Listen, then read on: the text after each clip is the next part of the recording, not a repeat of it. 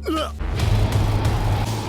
きしよう。गाइस इस एपिसोड में हमें विंड बेकर का अब तक का सबसे स्ट्रॉन्गेस्ट कैरेक्टर देखने को मिला है। तो पिछले एपिसोड में एंडो तो बिना फाइट के ही वापस चला गया था, लेकिन अभी भी उसकी नजर फूरिन पर ही टिकी हुई है और ऊपर से अब उसे साकुरा में भी कुछ ज्यादा ही इंटरेस्ट आ गया है। तो चलिए देखते हैं ये एंडो नाम का बंदा साकुरा की लाइफ में क्या नया ट्विस्ट लाने वाला है। तो एपिसोड की शुरुआत में फूरिन की मीटिंग के दौरान उमेमिया सबके लिए कोतोवा के बने हुए सैंडविच लाता है, जिसे देखकर सभी लोग खुश हो जाते हैं। लेकिन साकुरा और उसके दोस्त थोड़ा कंफ्यूज हो जाते हैं, ये चल क्या रहा है, मीटिंग हो रही है या पिकनिक। और सुगिशिता सबको कॉफी के लिए कप्स देना शुरू कर देता है और उमेमिया उसे शुक्रिया कहता है। तभी सुगिशिता नोटिस करता है कि उसकी क्लास के कुछ लोग वहाँ मौजूद हैं, इसी वजह से उसे समझ नहीं आता कि ये लोग यहाँ कर क्या रहे हैं। और सुगिशिता साकुरा को स्किप करके नीरो और सुगो को कप्स पकड़ा देता है, जिससे साकुरा का मूड बिगड़ने लगता है और सुगिशिता आग में घी डालते हुए साकुरा का कप मोड़कर उसके हाथ में दे देता है। और ये देखकर साकुरा उसे बाहर बुलाने लगता है लड़ाई के लिए और उमेमिया तुरंत इंटरवीन करता है और सुगिशिता को कप वेस्ट ना करने को बोलता है। और सुगिशिता साकुरा के कप को ठीक करके साकुरा को वापस दे देता है और उमेमिया उसकी तारीफ करता है। बस फिर क्या था, सुगिशिता फिर से साकुरा को चिढ़ाने लगता है और साकुरा उसे दोबारा फाइट के लिए बाहर बुलाता है। तभी हिरागी सबको चुप करवाता है और कहता है कि मीटिंग शुरू करो। और नीरे अपने आप को एक्सप्लेन करने लगता है, लेकिन उमेमिया उसे कहता है कि सुबाकी ने ऑलरेडी उसे सब कुछ बता दिया है और जो उन्होंने किया है वो काफी इम्प्रेसिव था, जिसके लिए नाकामुरा भी उनका शुक्रिया अदा करता है। लेकिन नीरे अभी भी कंफ्यूज होता है कि अगर सब कुछ ऑलरेडी क्लियर हो गया था तो फिर ये मीटिंग बुलाई ही क्यों गई थी। तभी उमेमिया साकुरा से डायरेक्टली पूछता है कि एंडो से मिलके तुम्हें कैसा लगा। और साकुरा कहता है एंडो वो तो थोड़ा बहन का, समझ रहे हो ना। और ये सुनकर उमेमिया हंसने लगता है और डिसाइड करता है कि जब एंडो ने खुद ही साकुरा में इंटरेस्ट लेना स्टार्ट कर दिया है तो अब उन्हें भी एंडो के बारे में प्रॉपरली जान लेना चाहिए। और इसी वजह से मीटिंग रखी गई है ताकि उमेमिया सबको बोफुरिन के फॉर्मेशन के बारे में बता सके। इस मीटिंग में वो उन शेडोज के बारे में भी डिस्कस करेगा जो उन्होंने पीछे छोड़ दिए थे। और फिर उमेमिया नीरे से पूछता है कि तुम कितना जानते हो बोफुरिन की शुरुआत के बारे में। और ये सुनकर नीरे तुरंत शुरू हो जाता है अपनी प्रेजेंटेशन देने के लिए। वो कहता है 2 साल पहले 5 स्टूडेंट्स ने फूरिन के स्कूल में एडमिशन लिया था। इन 5 का एक ही मिशन था, फूरिन को एक साथ लाना। लेकिन उस वक्त फूरिन में अलग अलग फैक्शन बने हुए थे, जिसकी वजह से वहाँ रोज लड़ाइयाँ होती रहती थी। तो उन 5 ने डिसाइड किया कि वो हर एक फैक्शन से इंडिविजुअली लड़ेंगे और ऐसे ही उन्होंने एक एक करके हर फैक्शन को हरा दिया और इवेंचुअली वो हारे हुए लोग भी उनका सपोर्ट करने लगे। और 1 साल बाद फाइनली पूरा फूरिन एक हो गया और उन्होंने मिलकर डिसाइड किया कि अब वो अपने टाउन को प्रोटेक्ट करेंगे। तभी उनका नाम पड़ा बोफोरिन। नीरे की इस स्टोरी के बाद पूरा रूम तालियों से गूंज उठता है, सभी लोग उसकी परफॉर्मेंस और क्लैरिटी की तारीफ करते हैं और उमिमिया को लगता है कि कहानी परफेक्टली मैच हो रही है। लेकिन हिरागी उसे याद दिलाता है कि ये सब करना इतना आसान नहीं था। वो कहता है कि उमिमिया को टॉप लेवल के फाइटर्स के साथ भी लड़ना पड़ा था और मुझे 30 बंदों के साथ अकेले। और उमिमिया को याद आता है कि उसने टॉप लेवल के लोगों से लड़ने के लिए कितनी मेहनत और स्ट्रगल की थी और वो सबको सिंसियरली शुक्रिया बोलता है। और तभी सागुरा क्यूरियोसिटी में पूछता है वैसे इस पूरी स्टोरी में शेडोज का क्या रोल था, और उमिमिया उनके बारे में ही बताने वाला था। तभी नीरे डाउटफुली पूछता है क्या एंडो ही एक शेडो था, और इस पर उमिमिया खुद नीरे से ही एंडो के बारे में पूछने लगता है। और नीरे कहता है एंडो एक लेजेंड था जिसने उमिमिया के साथ ही स्कूल ज्वाइन किया था, लेकिन उसका नेचर काफी अग्रेसिव था, लड़ाई करना उसका डेली रूटीन था और कोई भी उसे हराने में सक्सेसफुल नहीं हो पा रहा था। बहुत बड़ी बड़ी लड़ाइयां हो चुकी थी और जो भी एंडो की गैंग के अगेंस्ट गया वो लिटरली सब कुछ खो बैठा, और ऊपर से उन्होंने बाहर के लोगों से भी पंगा लेना स्टार्ट कर दिया था। ये भी कहा जाता है कि जिसके ऊपर भी एंडो की नजर पड़ती है उसका एंड फिक्स होता है। और ये सुनकर साकुरा का एक्साइटमेंट लेवल फुल हो जाता है और नीरे बताता है कि एंडो का फैक्शन ही वो ग्रुप था जो फूरिन का यूनिफिकेशन रोक रहा था। तो ओमेमिया और उसके दोस्तों ने मिलकर एंडो के फैक्शन को हरा दिया था और तब जाकर पूरा फूरिन एक हो पाया। लेकिन एंडो और उसके फैक्शन को ये डेवलपमेंट बिल्कुल पसंद नहीं आई, इसी वजह से वो फूरिन को छोड़ के चले गए और इसी वजह से उनका नाम पड़ा शेडोज। और साकुरा कहता है अगर उन्हें ओमेमिया का प्लान पसंद नहीं आया तो उनका निकल जाना तो ऑब्वियस ही था, लेकिन वो शेडोज कब और कैसे बन गए। तभी ओमेमिया उन्हें करेक्ट करता है। वो कहता है नीरे 2 जगह थोड़ा गलत बोला, पहला एंडो को मेरे तरीके पसंद नहीं आए, ये बात ठीक है, लेकिन अगर तुम देखो तो आज के हालात क्लियरली दिखाते हैं कि एंडो को फूरिन में दोबारा से इंटरेस्ट आने लगा है। और दूसरी बात, वो लोग फूरिन के यूनाइट होने के बाद नहीं गए थे, बल्कि उससे पहले ही उन्होंने ये जगह छोड़ दी थी क्योंकि उनका फूरिन में कभी इंटरेस्ट था ही नहीं और उमेमिया और उसके दोस्तों ने कभी भी एंड और उसके फैक्शन को कम्प्लीटली नहीं हराया था। ये सुनकर नीरे लिटरली शॉक हो जाता है। तभी उमेमिया सबको क्लियरली एक्सप्लेन करता है। वो कहता है एंडो का ग्रुप हमेशा से ओल्ड फूरिन के कल्चर को सपोर्ट करता था क्योंकि उन्हें कॉन्स्टेंट फाइट्स में ही मजा आता था। इसी वजह से हमारी उनसे काफी बार लड़ाइयाँ हुई थी, लेकिन उन बैटल्स का कभी कोई क्लियर विनर नहीं निकला। और जब फूरिन फाइनली एक होने लगा तो एंडो के लोग पुरानी फूरिन की लड़ाई और नेगेटिविटी लेकर ये जगह छोड़ गए, इसलिए उन्हें शेडोज कहा जाता है। और अब वही शेडोज दोबारा बोफुरिन की तरफ बढ़ रहे हैं ताकि वो फूरिन को फिर से वैसा ही बना सके जैसे वो पहले था। और ये बात साकुरा को काफी इंटरेस्टिंग लगती है और साकुरा कहता है अरे वाह, इसका मतलब तो यह है कि हमें एंडो के लोगों को ढूंढने की जरूरत नहीं है, वो खुद ही हमारे पास आएंगे और जैसे ही आएंगे हम उन्हें हरा कर दिखाएंगे। अब मुझे ये समझ आया कि अकेले रहकर कोई आगे नहीं बढ़ता, जिंदगी में हमेशा कुछ विश्वसनीय साथियों की जरूरत पड़ती है। और अगर एंडो और उसकी गैंग वापस आती है तो फूरिन मिलकर उनका सामना करेगी क्योंकि फूरिन का काम हमेशा से अपने लोगों को प्रोटेक्ट करना है। और साकुरा की ये बात सुन के ओमेमिया को कोतोआ की एक पुरानी बात याद आ जाती है, जहाँ कोतोआ बताती है चाहे साकुरा पुराने फूरिन की कहानियों से इंस्पायर होकर यहाँ आया हो और उसे लगता हो कि ओल्ड फूरिन उसके लिए सही जगह है, पर मुझे नहीं लगता ये सच है, मुझे पूरा यकीन है साकुरा जरूर बदलेगा। और ओमेमिया ये याद करके हंसने लगता है और वो कहता है सच में मुझे बहुत खुशी है कि तुम यहाँ आए साकुरा। और ये सुनते ही साकुरा थोड़ा शर्माने लगता है और ओमेमिया अपने मन में डिसाइड करता है अब एंडो से निपटना साकुरा का काम होगा क्योंकि एंडो को इंटरेस्ट अब साकुरा में है। और ये सुनकर साकुरा तुरंत रेडी हो जाता है और फिर वो ओमेमिया से कैजुअली पूछता है तुम्हें बुरा नहीं लगेगा अगर मैं तुम्हारा शिकार छीन लूं? और ओमेमिया कामली जवाब देता है, वो कहता है एंडो ने कभी मुझ में इंटरेस्ट लिया ही नहीं था और वैसे भी हम दोनों के बीच कभी डायरेक्ट फाइट हुई ही नहीं थी। और ये बात सुनकर साकुरा और उसके दोस्त शॉक हो जाते हैं। वो कहते हैं पर तुमने तो कहा था कि तुम लोग एंडो के फैक्शन के साथ काफी बार टकरा चुके हो। तभी ओमेमिया सच्चाई क्लियर करता है। वो कहता है एंडो के फैक्शन के साथ तो हमने कई बार ये लड़ाई की थी लेकिन एंडो के साथ नहीं, क्योंकि उस टाइम एंडो के फैक्शन में एक और लेजेंडरी फाइटर था जो एंडो से भी ज्यादा पावरफुल था। उसका नाम था तकेशी चिका और वो आज तक फूरिन को सबसे डेंजरस और स्ट्रॉन्गेस्ट फाइटर माना जाता है। मैं उसे कभी भी नहीं हरा पाया। और तभी सीन शिफ्ट होता है और हम एंडो को देखते हैं जो कुछ चीजें खरीद रहा होता है और कहीं जा रहा होता है। तभी उसकी नजर पड़ती है और वो हंसने लगता है क्योंकि तकेशी ने कुछ लोगों को लिटरली धरती पर पटक दिया होता है सिर्फ इसलिए क्योंकि वो लोग उसकी फायरवर्क्स वाली जगह में घुस आए थे। तकेशी ने उन सबको घेर कर एक पाइल बना दिया होता है ताकि उसके फायरवर्क्स और भी ऊंचा जा सके, लेकिन फिर भी उसके फायरवर्क्स की हाइट उसे सेटिस्फाई नहीं करती। और तकेशी कहता है ये हाइट काफी नहीं है, मुझे और भी बड़ा लाशों का ढेर चाहिए। और इसी के साथ विंड ब्रेकर का सीजन 2 खत्म होता है। तो मेरे चैनल को सब्सक्राइब कर लो ताकि सीजन 3 जैसे ही आए तो आप मिस ना करो। और विंड ब्रेकर को एपिसोड 1 से नहीं देखा तो इस प्लेलिस्ट पे क्लिक करो और the beginning after the end को पूरा देखना चाहते हो तो इधर क्लिक करो। आ जाओ जल्दी से, वहां पे आप लोगों का वेट कर रहा हूँ।